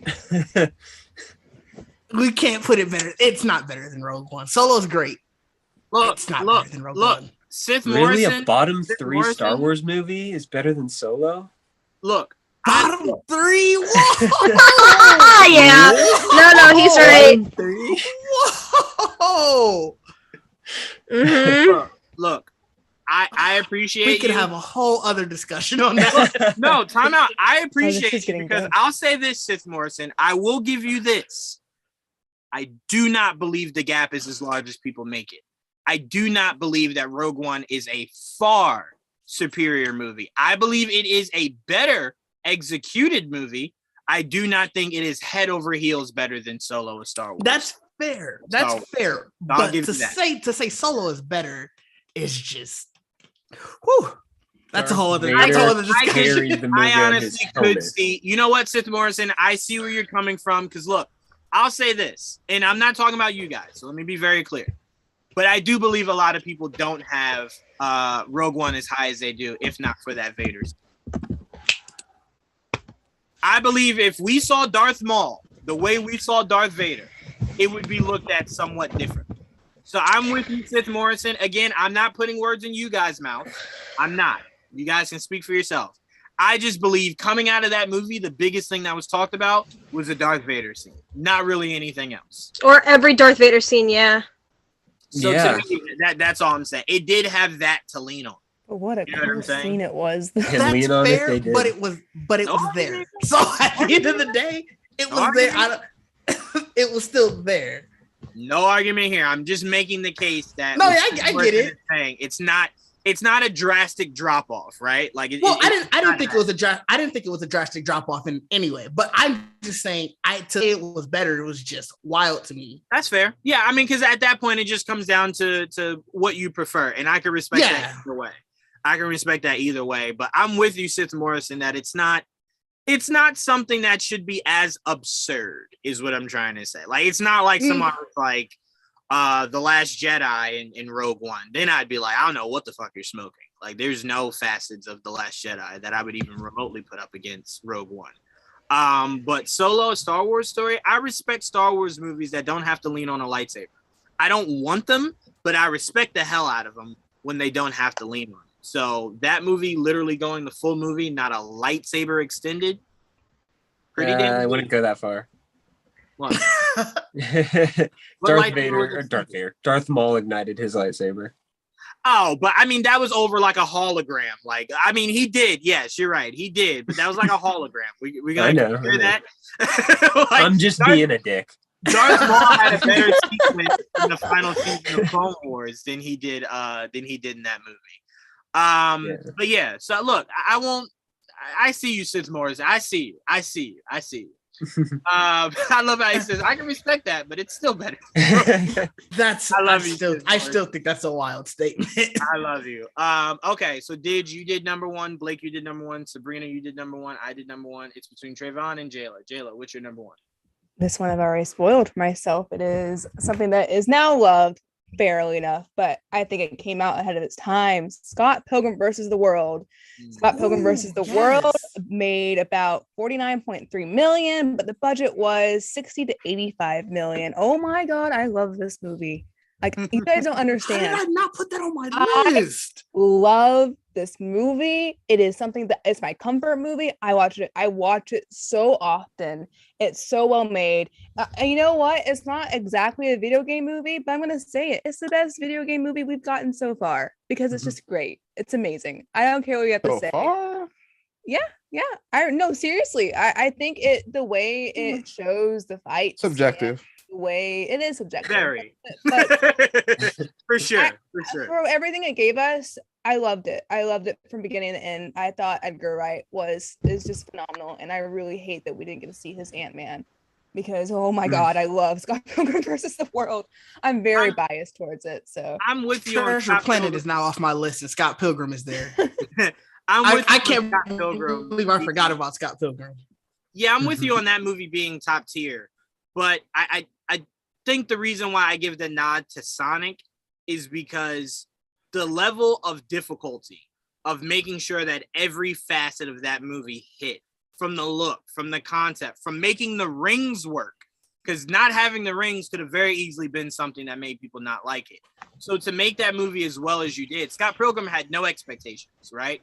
Like there's nothing that you're necessarily basing it off of. Like you got to be exactly like this. So it was free to be itself. But Sonic, Detective Pikachu, stuff like that, you do one wrong step, they will bury you forever.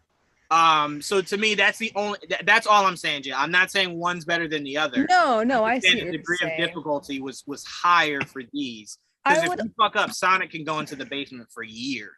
Right. I would argue that Scott Pilgrim had the disadvantage of falling into being pandering or falling into just using well-known ideas to win. And I think that they use all these tropes that we love to its advantage to make its own story. And I think that's why I love it so much, or part of the reason why I love it so much, because it is based off of the graphic novel series. If you've never read it, fantastic series. But I mean, they're both admirable in their own ways. But I just really love Scott Pilgrim for not only completely going for it and embracing it to the max, and embracing what it is to the max.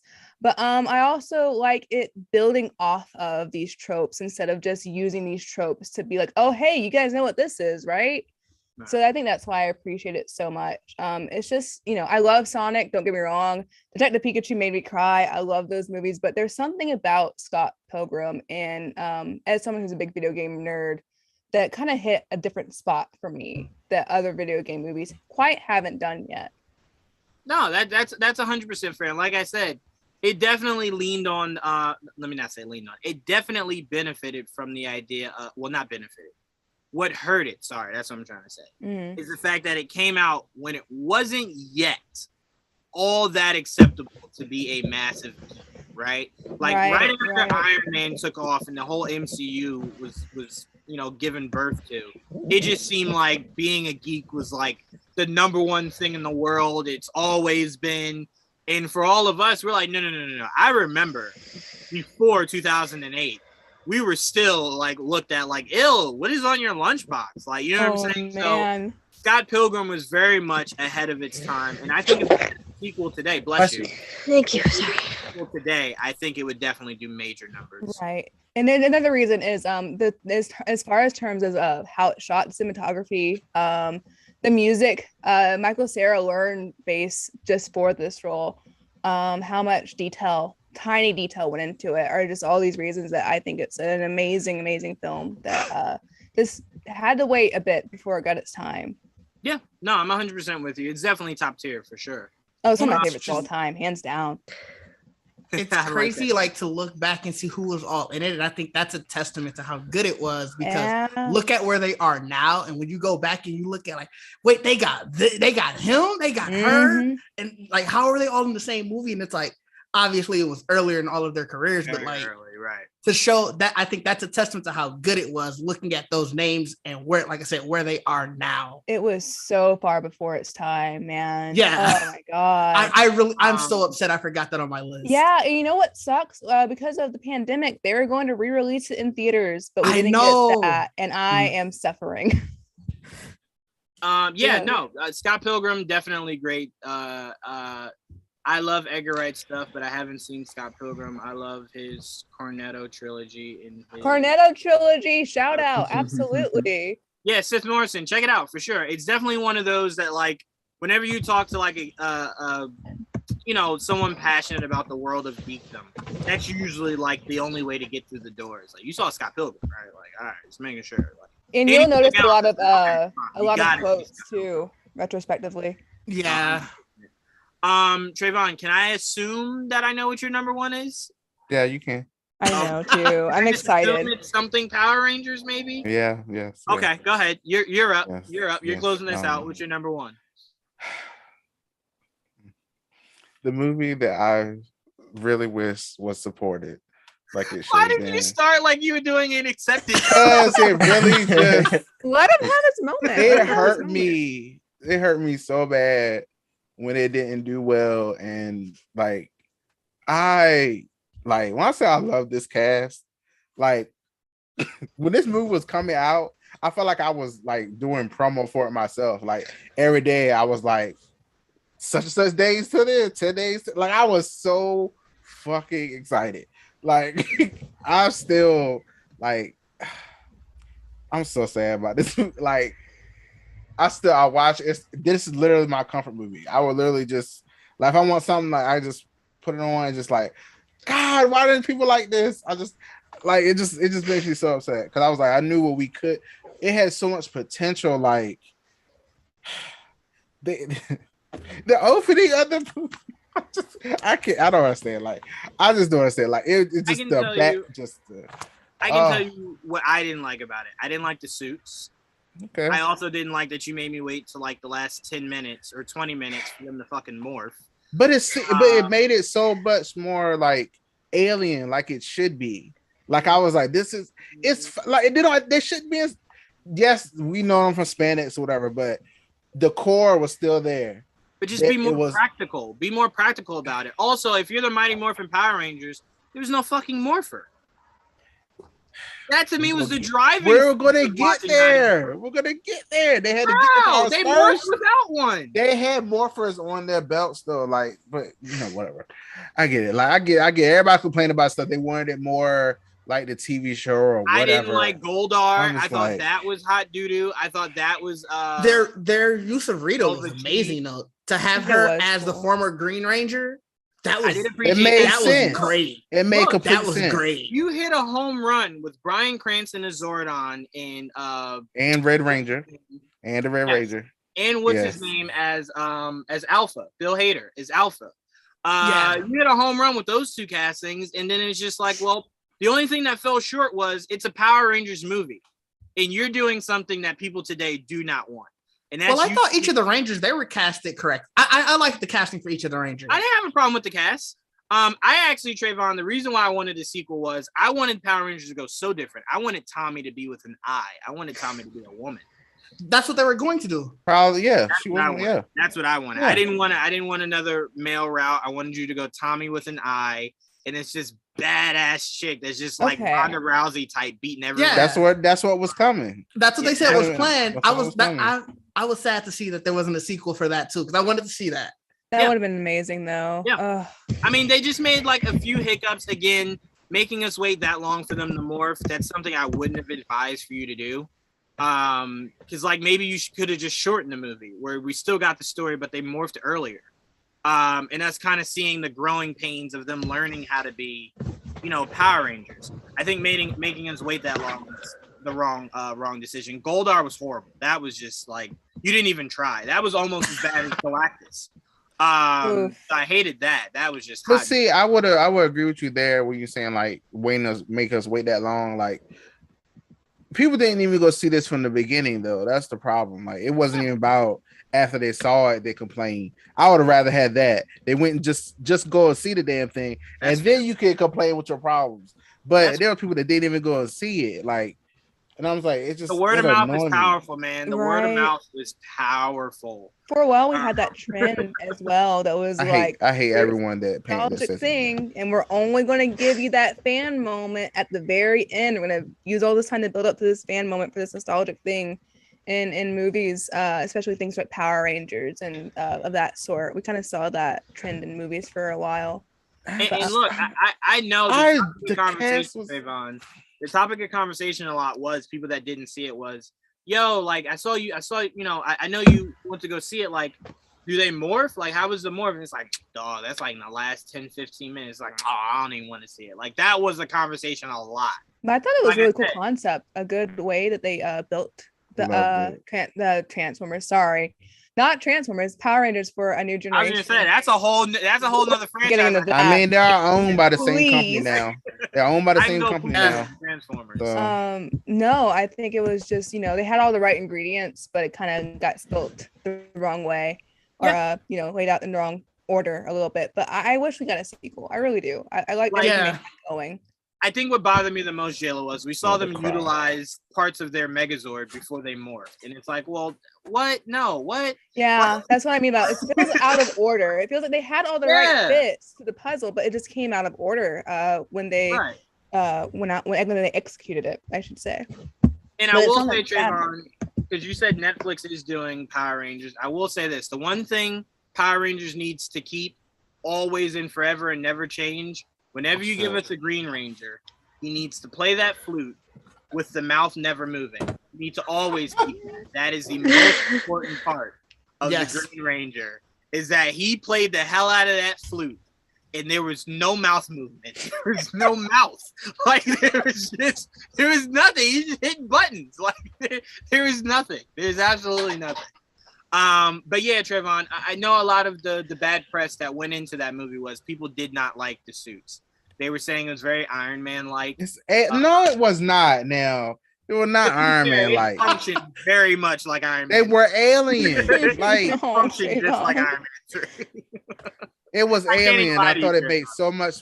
It did not look like Iron Man. Look at them. They did not look Iron Man. That's not like Iron Man. See? I'm looking at their mask go up, just like Iron Man. I can see, not like Iron Man. I can see the comparisons. I don't. There is fair comparison at all. The big crystal part in the middle, like that definitely looks like the arc reactor. Look, if we're being honest, the Power Rangers is a very simplistic look. You don't have to get cutesy with it. Like, it's a very simplistic look. Just don't make it look like it's television quality, and don't make it that. That's really all you have to work between. Don't make it that, don't make it television quality. I was happy about this. Who knows? I like this. Who knows what we're gonna get now, though? Since people didn't like them going alien. I don't. Probably more traditional. Probably. Like I said, I do wish they would have got a sequel, because I did want to see the Green Ranger arc, and I was interested in seeing the female Tommy that they said was going to come. Yeah, I had the casting and everything. Would you say, Jayla? Sometimes a movie needs a sequel to really find itself, especially when it's a remake or a reboot of a well-known property. Sometimes it needs a sequel to really all right, this is our foundation. This is what we really want to do. So I think it deserved a sequel just to get the chance to really show what they had. But, didn't work out. Yeah, unfortunately. But look, Power Rangers will have another day. Oh, absolutely. We'll have a chance to, prove people wrong and do it the right way. Same thing with Transformers. Same thing with Ninja Turtles. They will all have their time in the sun to do it the right way, not the wrong way. This wasn't the wrong way, and I'll stand on that. I respect your opinion. So stop saying that. I mean, stop saying the wrong way. It must have not been good if it didn't make the. I mean, all of our movies here, you can make that case. But again, no, Sithmore, no. I will not take CW slander on here. Let's get out of here. You guys, you make me pop a blood vessel. I'm not gonna say anything. That one day, I have some words. I know they're not comparing that to this movie. Like, that's not. I think it's unfair because I think the CW does things better. But that's so stupid. That's where my offense comes from. I think yours is maybe the other way. But yeah, that's all we got for you guys today before you completely make me pop a blood vessel here. I want to thank Didge, Trayvon, Jayla, Sabrina, and Blake. I had fun with this. We still don't know what our topic for next week is. We'll let you guys know when we decide sometime during this week. But make sure you guys stay tuned for MCR's all-new episode live this Wednesday, 8:30. We will be breaking down an all-new episode of Moon Knight. So stay tuned for that. Blake, I'm still working on that interview for you, man. Still working on that for you. Thank you. So stay tuned for that, guys. I cannot wait. And obviously an all-new GVN Talk next Friday, 8:30. It got heated this past Friday. I can't wait to see what the new week. Yeah, it did. Oh, it was so much fun. It's always fun. I always love trying to pop a blood vessel with you guys. It's always fun. Pop a blood vessel. But Didge, I wanted you to give a shout out to the documentary you guys are working on before we head out of here. Yeah, it's the Black Geek documentary. Essentially, we're calling it a love letter to the culture. We want to talk history of just geekdom, past, present, and future. I know Deuces has been on, talked a lot about it. How for so long the representation of the Black geek was Urkel, Carlton, Dwayne Wayne, just things like that. And there's so much more to what a Black geek is. So even though things have started to change recent years, that still seems to be more of the prevailing just attitude of what a Black geek is. So we want to sort of show what it is, who we are, who the Black geeks are. And yeah, like I said, it's really a love letter to the culture that has already given all of us so much. We just want to give something back.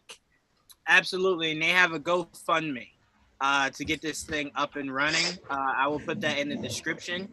Did you want to add anything else, Ditch? No, yeah. I mean, like you said, there's the GoFundMe. But even outside of that, just one of the other great ways to help is just spread the word, spread the awareness. Getting people talking will help us be able, when we start going to conversations with other people, to be like, oh yeah, I heard about that from whoever. You know, you never know who people know. And yeah, we'll go that route. 100%. Yeah, just even if you can't support with the GoFundMe, just please tell your friends about it. And yeah. 100%. Look, that's how GVN started. Without Tristan, I wouldn't know Jayla. Without AJ, I wouldn't know Blake and Sabrina. So, you know, that's how it is. That's how the game works. So spread the word, like, comment, share, do your part. Do your part to make this happen. It's big. This is huge. So make sure you do your part on that end. Like I said, I'll have it in the description.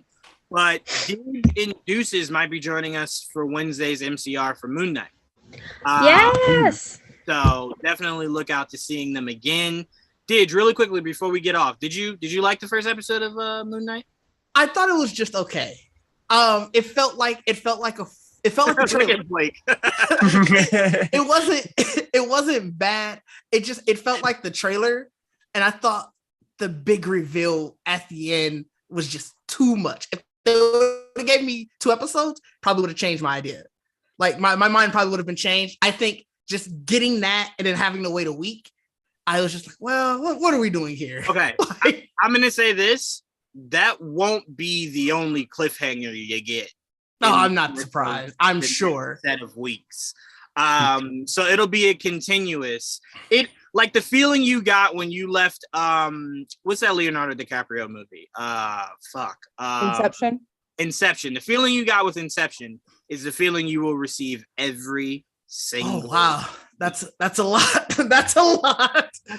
Just letting you know, you will constantly be watching that thing spin. Like, oh my god, is this real? Is this? So you'll never get watched that. You never watched Inception? Never watched Inception? It's a good movie. Mm-mm. I think you'd like it, actually. I think you'd like it a lot. All right, we're going to go ahead and get off air while I yell at Trayvon. Stop spending every day watching goddamn Catwoman and watch Inception, Trayvon. Nah, I'm good. That's a Christopher Nolan movie, right? Yeah. Yeah. No, I'm good. You gonna watch You're like, nah, I'm good. You gonna watch that, Trayvon. That's part of our movie marathon. You for sure watching. Oh, no. That's happening. And Memento, since you want to trash Christopher Nolan. And Memento. You're going to double down. You're going to watch back to back. All right. Thank you guys for joining us for an all new episode. Again, we will try to be here every Sunday to do just one of these. This was a rarity of doing 2. This will not be a constant thing. So next week we'll just have 1. And we'll try to bring you guys content every Sunday. Thank you guys again. Go watch WrestleMania if you're a wrestling fan. It had a great Saturday. See what it follows up with on Sunday. But till next time,